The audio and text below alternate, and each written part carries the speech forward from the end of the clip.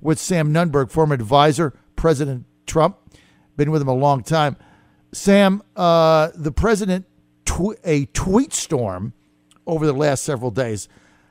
What do you think about the president just going on television from the Oval Office and speaking directly to the American people about what he's attempting to do? Is that a good idea or a bad idea? Look, I think the president should have done that before the midterms. He hasn't done it yet. I'm actually very surprised. It's something in terms of, if you know Donald Trump, he loves the optics of the situation of how he'll look, and I don't think that there's anything better than the president with the red tie and the suit that we got to know him with through Apprentice. Giving a speech and talking directly to the American people. It would be good. He's getting not the credit, or he's going to end up losing the message, I think, overall with this shutdown. And, John, it's really not a shutdown. They're talking about 5 non-essential agencies that are just on delay while he negotiates. And the sticking point is border security. The sticking point is getting funding for a wall. And yes, John Kelly, it won't be a concrete wall, but it'll be something that we don't have. And I think that it would be very good and wise for the president to do that. I happen to think, John, that this shutdown is going to last a very long time. It could go even into February, because the president, he has nothing to lose anymore by accepting anything that the Democrats or these Republicans are going to offer him in terms of a short funding CR, continuing resolution, where he continues not to get border funding.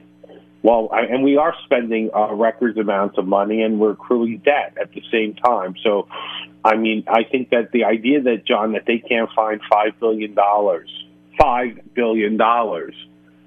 to give this president so he can start securing the border on one of his major campaign promises that was a decisive promise. That was something that he was ridiculed during the primary and the general on. They can't find that. That's a rounding error in Washington, D.C. So I find it, I think it would be very helpful if he spoke, but he hasn't yet. And what he really ultimately needs to do is stand resolute. And if it isn't $5 billion that he ends up getting, it can't be 1.3. Right. And he has to also realize that this government, and especially the new Congress coming in a week or so, is not, they're not his friends. And he can continue to keep. The onus will be on them ultimately if they're not able to give him $5 billion worth of funding. At the same time, they're going to be launching investigation after investigation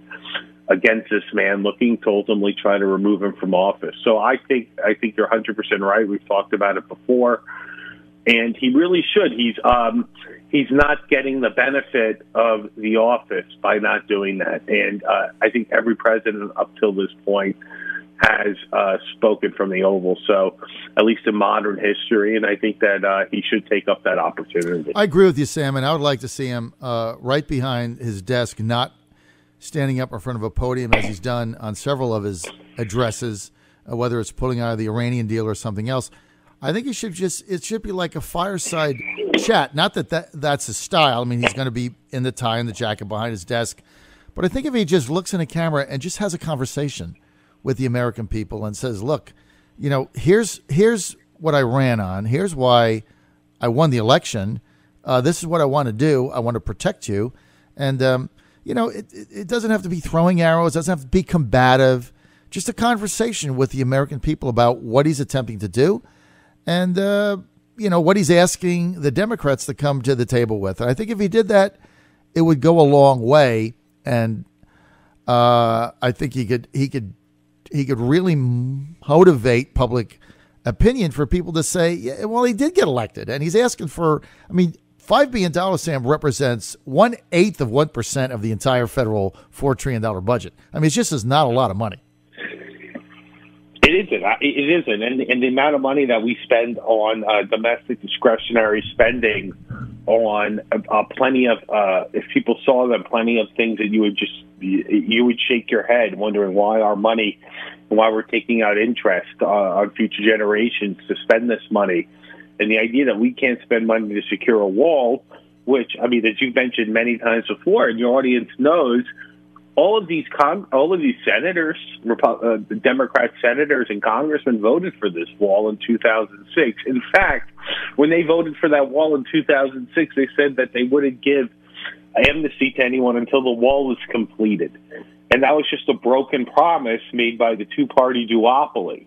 It was at the end of the Bush presidency when they were looking to pass the McCain-Obama amnesty bill. Right. And now you see their true colors. I think that the wall continues to gain support within the country, and it's something where if he is, not tweeting, just giving a message that's more than, what is it now, 280 characters, a message explaining it, a 10-minute message, a 5-minute message, then I think that he'll continue to have this shutdown on his. The American people will support the shutdown. Right now, it's pretty much a wash, polling-wise. Yes. But I suspect that once you have the fawning media, when Nancy Pelosi swears in the speaker, then they're going to want to put the blame on him. So he really should take advantage of it. But we said that before. I thought he should have done that before the midterm. Right. But for some reason he doesn't want to. Look, I think that this president, John, if you saw, I don't think it's a coincidence that you've had McChrystal come out, a 4-star general, and criticize Donald Trump the way he did yesterday. I think that with Mattis resigning and Kelly giving the opening salvo of what will be much worse after he leaves on January 3rd, this president's going to now have the Pentagon openly against him. So he has the Pentagon, he has the FBI against him, and then he's going to have Democrats investigating him, and they're looking to remove him from office. Impeachment is an afterthought. So he's got to start using the office and communicating that he's working for and on behalf of the American people. And otherwise, they're just going to continue to try to character assassinate him. You're right. I mean, he is going to have the entire Pentagon behind him because he's trying to disrupt their law of order of things, which is perpetuate the neocon military industrial complex, never take troops out of anywhere, keep putting them in.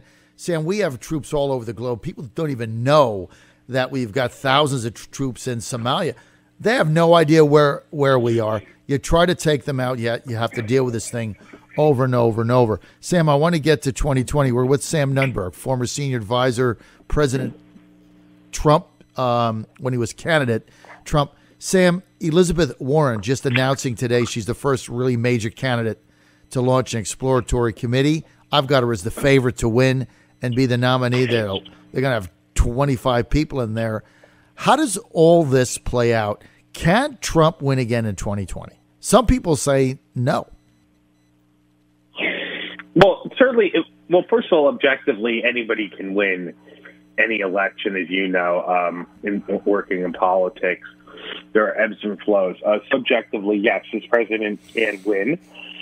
He's going to need to get more than 46% of the popular vote like he did last time. Sorry, Mr. President. I don't mean to insult you. But I think that if he continues to hone in on an economic message, putting conservative judges, and do take these foreign policy decisions that are outside of the two-party mainstream, then also the Democrats, I mean, Elizabeth Warren, I don't know what world other people are in that think that she is a strong national candidate. She is not. She has a lot of Hillary Clinton in her. She is essentially, if you look at her, she's essentially a Hillary Clinton academic who is even more to the left of Bernie Sanders. And if they think that this is what people want, because many of Americans have a strong disapproval of Donald Trump. So the Democrats think that they can just nominate anybody to beat him. Then that is fool for thought. The president has been hysterical attacking her, but what he attacks her on is something that is obviously a major issue for her, and has been a major issue because, John, let's remember when she was running and she was going to get reelected as senator, as an afterthought that she would get reelected, she decided to release a test. This is like 10 days before the midterm election. She was criticized, mind you, by the David Axelrods of the world. She releases some video showing how she took like one of those DNA tests, and she ended up being like 1/1,000,000th of an Indian, and she expected that Donald Trump should then pay her because he lost a bet. And it was something that it just shows such a disconnect between the average American and her. Look, she's an academic. She's a liberal. She's someone who we don't know a lot about her in terms of what her foreign policy is. She's someone who has never really had a great election. Look, she lost essentially points on her reelect. She underpolled. She did not do well this last midterm. She was not asked to campaign with for a lot of other candidates. And I think that if by her opening it up, I was actually happy to see that she announced this so early, because it shows that even in her polling, that this is desperate to announce that she's the first one, because we're going to have around probably 5 more Democrat senators. Look, right. I think that we should probably have a Democrat primary as early as April, right, John? Right, That's going to start coming, and you're going to start seeing more and more people. So we'll find out. But I agree, and the president said this publicly, John. This is going to be a very, very long process, even with them moving up California. This is not going to be something that's going to be fun for a lot of these candidates, because they're going to end up taking positions that are just untenable in the that are going to be untenable in the general election. And no matter how any network or major newspaper decides to explain it, these are going to be so outside the mainstream. Everyone's going to have to one-up each other, that it's going to be non-representative of the average American voter who wants free markets, a strong military, and really wants to remain competitive. And they know that we can't be Europe, have a socialist-style government. So I actually think that it was I actually was laughing this morning when I saw that she couldn't even wait until 2019 to announce this. John, I don't know if you saw, she also changed her Twitter handle from like Elizabeth Warren for MA to @Elizabeth Warren. I don't think she'll end up getting the nomination. I don't know who will, but by her not getting the nomination, she's going to stay in for a while, and she's going to be a problem for the Democrat Party. And we'll find out what happens.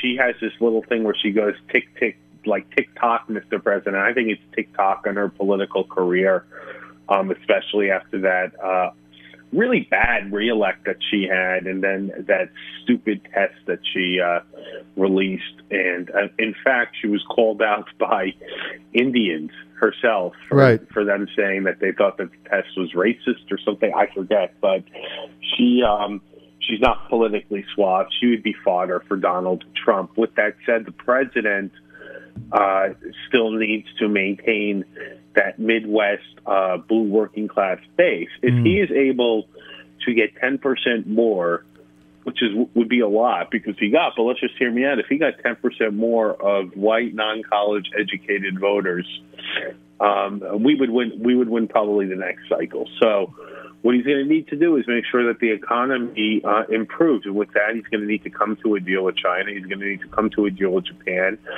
And he's going to continue to have to take decisive actions. Look, the average American approves of him withdrawing from Syria. the average American, regular Americans, and we're not average, regular Americans, just like you were saying before. The Pentagon has never seen, John, a war they wanted to leave. The Pentagon, Lindsey Graham, the Pentagon, whoever, they've never seen a place that they want to leave. They just want to stay there in perpetuity. What I've seen since 2008 is when you talk to the people on the ground, whether it's the Huckabee voter in 2008 that almost got the nomination, or the Santorum voter of 2012, or the Donald Trump voter who eventually got the nomination. Frankly, our military, it's not fifth-generation whitewash joining anymore. And even though we're an all-volunteer force, It isn't. It's people from lower middle-class people, and they don't want to have to fight these wars ever, these long wars like this. So I think you got it. I think the president, if he follows his gut, he'll do very well.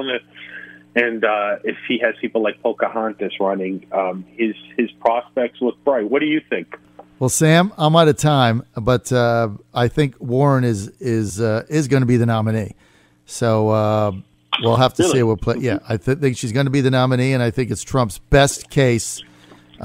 She can fire up the base, and nobody can catch her on the progressive end. And she's also going to rail against banks.